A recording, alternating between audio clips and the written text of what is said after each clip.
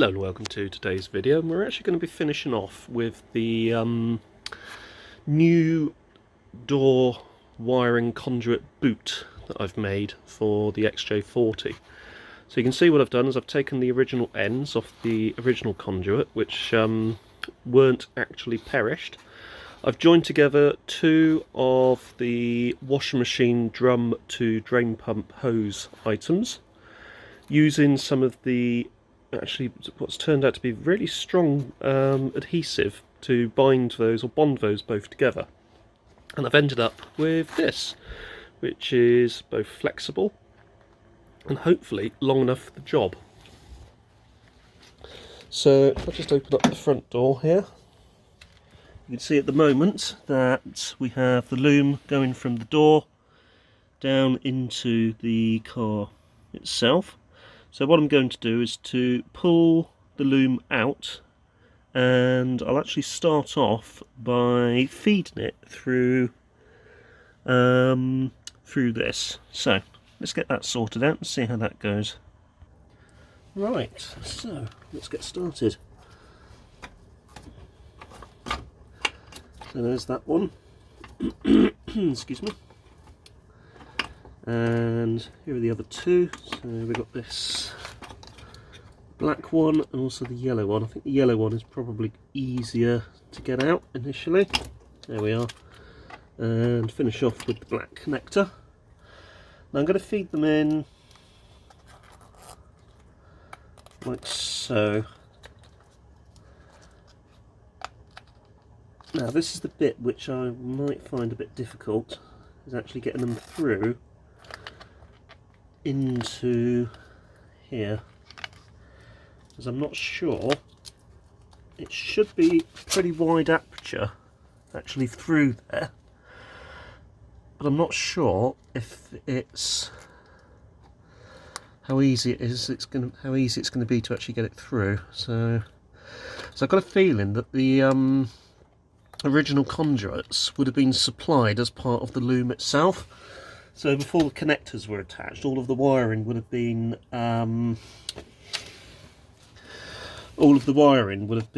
basically attached to the all the wiring would have been fed through the rubber conduits, and then the connectors would have been attached afterwards. So when you actually got the loom, it would have been with its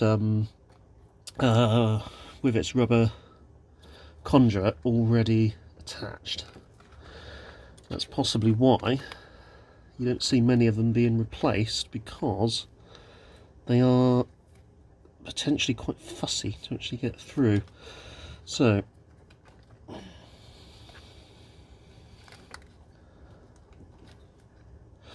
going to spend a bit of time with this off camera and we'll see how far we get. So what I've had to do is just to dismantle my setup a little bit, and on the original mounting bung thing you've got this sort of flange here around the outside where the original conduit would have joined onto, and you can see that the diameter of that is far less than the actual connector itself, which does actually suggest that this would have originally been put on before the connectors were fitted, which is, to be honest, what I sort of expected.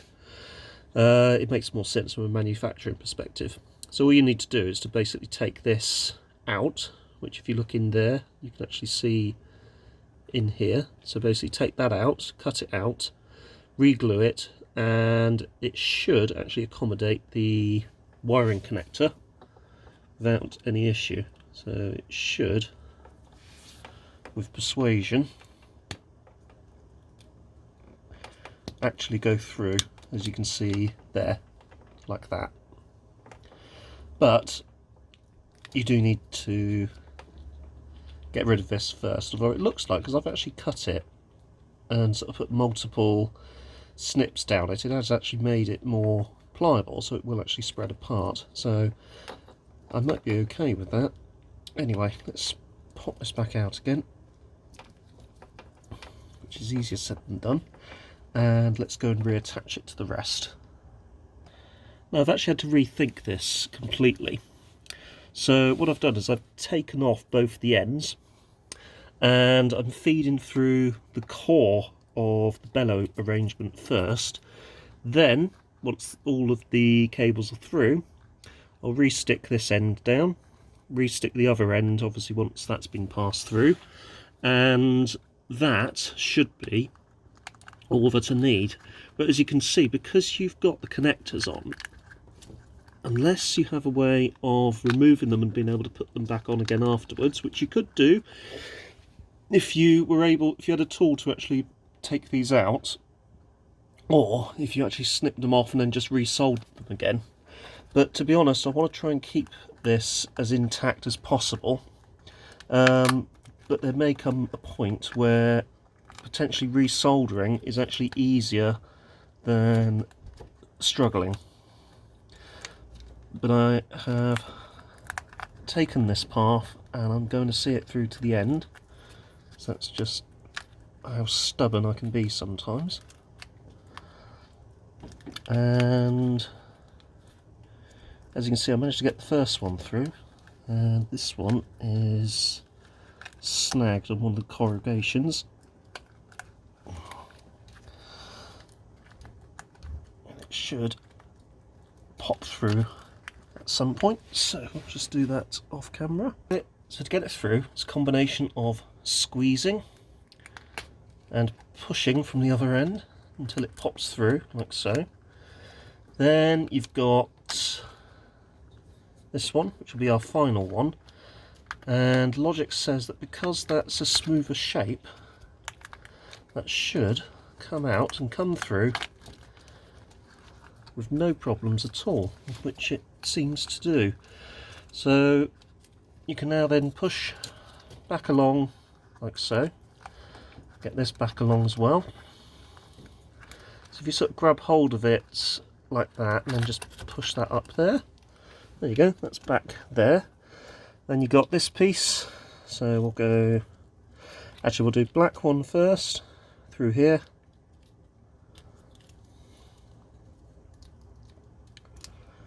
like so. Then we'll do yellow,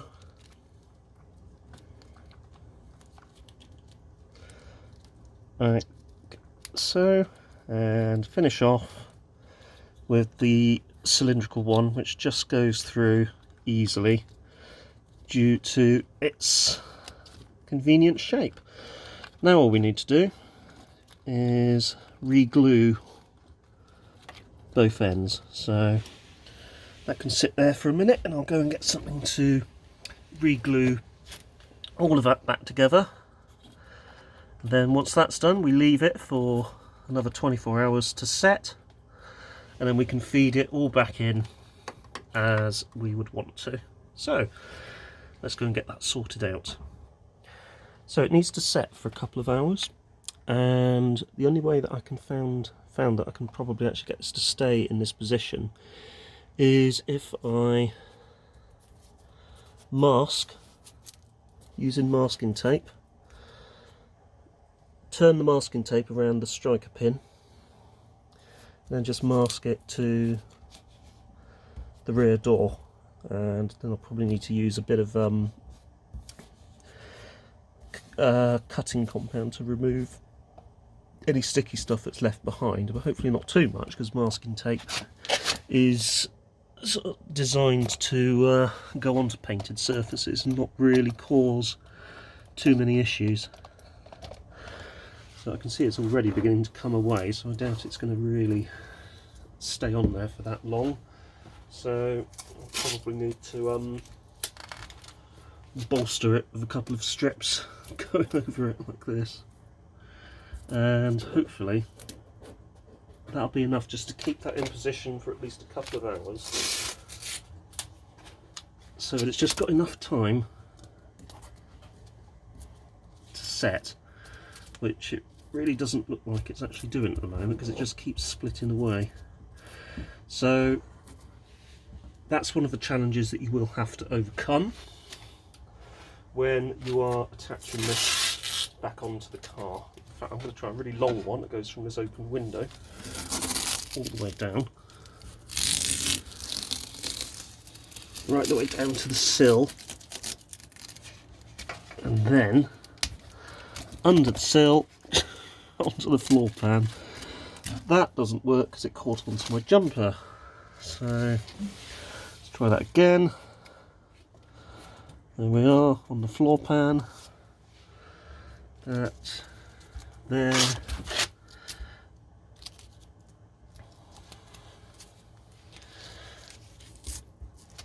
And yes, it looks messy, but I don't really care about appearance. What I care about is keeping this in position so that it doesn't ping off before the glue has had time to set. And yeah, so we're going to leave that now for 24 hours, and when we return in 24 hours we should hopefully be ready to start putting everything back together again. So it's been 24 hours since we left the glue to set, and I'll just take these off, which isn't actually too difficult because they just, well, basically fall off.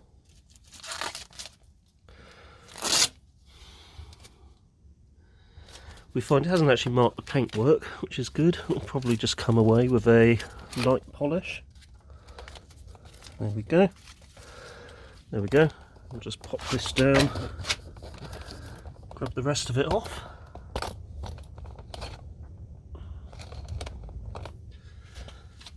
So we've got a little bit around there, and down the bottom, and then we just need to get off the striker pin.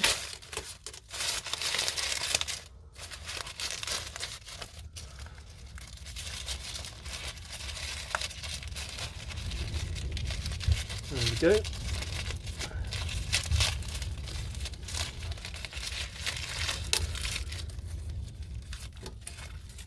And there we are. So that's all of the masking tape out the way. Hopefully the end result is exactly what I wanted, which it appears to be. And what I should hopefully be able to do now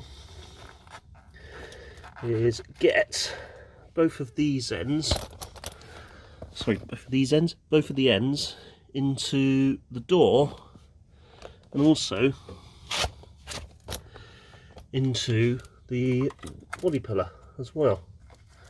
So you can see here that this one was wodged up at the end, and that seems to be pretty good. So I just need to basically get that into the door, which will take a little bit of persuasion. This little lock can go back into the car, so into the B pillar, like so. We might actually start off down this end, because it looks easier to get in, and then work our way up to the door. So we'll start here. So we'll get this out of the way. And what we will do is we'll get that into there. Now I'm thinking I could probably use a touch of grease or something to help, or washing up liquid. Something which won't dissolve the rubber. Washing up liquid probably not a good idea, as I just suddenly thought, because that'll just promote rust. Grease a better idea, because it will also help protect the paintwork, but I'm not certain if it will actually sort of start to dissolve the rubber. Petroleum jelly again could be an option, but I'll be honest with you, I'm probably just going to try and get it in without any of those initially. And that is going to be today's challenge. So I'm going to do it off camera, because it will take quite a bit of fiddling to actually get it to go into the relevant holes. But I will start with this one, and then finish off with this one. So that when it's sort of in place, should be the end result. And it is very thick, but it will squodge quite nicely. The other thing you have to worry about is it might rub on the paint, so we might have to actually lubricate the rubber with something, or add a bit of additional protection to the paint so that it doesn't rub. The ideal approach, and I might actually try this on the next one, is to use some thinner sleeves and cut the connectors off, then resolder the connectors once the sleeve has been put on. So that might actually be the approach I will take for the next one. Really, this is just sort of a trial of approaches to see which one works out best, and you can actually choose which approach that you want to use based on my experiences with each approach. Anyway, the next challenge is getting this in, so I'm going to get that sorted out, and hopefully when we come back we will have a bung that's fully in place. So as seems to be the case with this particular job, I've had to rewrite the parameters of what I'm doing several times. The latest is I've had to detach again the end bungs from the conduit tube and put them back into the door without the conduit tube being attached. So the next thing I'll have to do is this. But the thing is, that's going to be easier said than done. So what it's probably best to do is stick the bottom one in place, like so. Then once the bottom one has stuck, bring this up. So hold on to that, bring this up, and then glue it to the top one. So it'll be a two-stage process, which will probably take a couple of days. And that should actually spell the end of this particular job and the success of getting my first door rubber replaced. What have I learnt from this? Well, I've learnt that it's not as easy as you first think it's going to be. I've also learnt that it is indeed possible to do, so it is something that you can achieve. I've also learnt that there are probably better ways to do this, easier ways to do this, and certainly one of the easier ways I'm thinking of is using some thinner tubing, and also making use of cutting the actual joints themselves, so cutting the wiring and soldering the wiring back together again. So I think for the next door that's what we will actually do, and as usual I will be covering the process, so you can come along on the journey with me and make your decision about which approach you want to use. But for the moment, that is actually it for this video. And I'd like to thank you all very much for watching. Take care, don't forget to subscribe, and see you soon.